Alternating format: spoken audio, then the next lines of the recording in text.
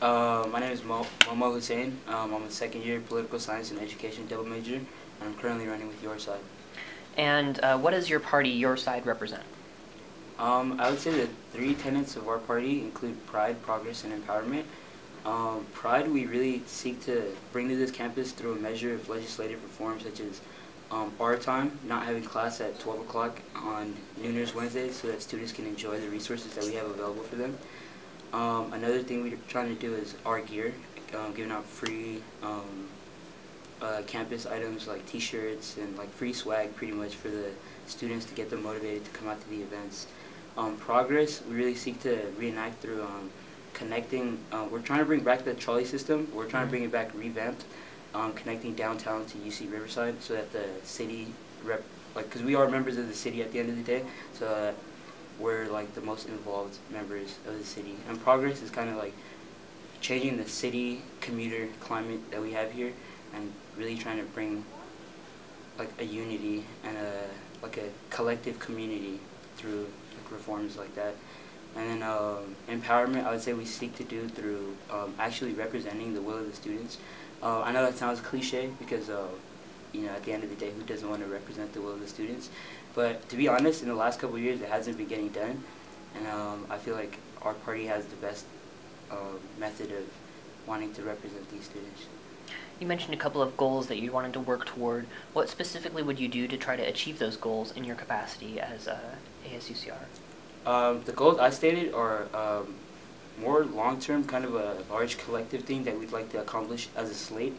But I have a lot of personal goals that I'd like to accomplish, but I want to accomplish those goals weekly because I feel like when I'm in office, I want to be making lasting change, and I want to be pushing an agenda every single meeting. I want to have a law get passed every single meeting because I feel like the small change is really where it counts. To actually facilitate making that change, I'd say actually just going out and not like just sitting in office hours during ASUCR Senate time, but actually like tabling hard and like actually going into the classrooms, into the dorms, into the halls, and asking students about the stuff that actually irks them. I know people say it gets done, but it never happened to me when I was a freshman. I'm in my second year, and no senators ever approached me and asked me how I feel about school. So I feel like I want to change that. What makes you qualified to run for ASUCR? I mean, despite my extensive leadership roles that I've served in up until this moment, I would say kind of on a more personal basis, I come from a large family. I come from a family of 14, and I went to private school kind of for middle school and high school, and this is my first experience that I've ever had in such a large public school setting.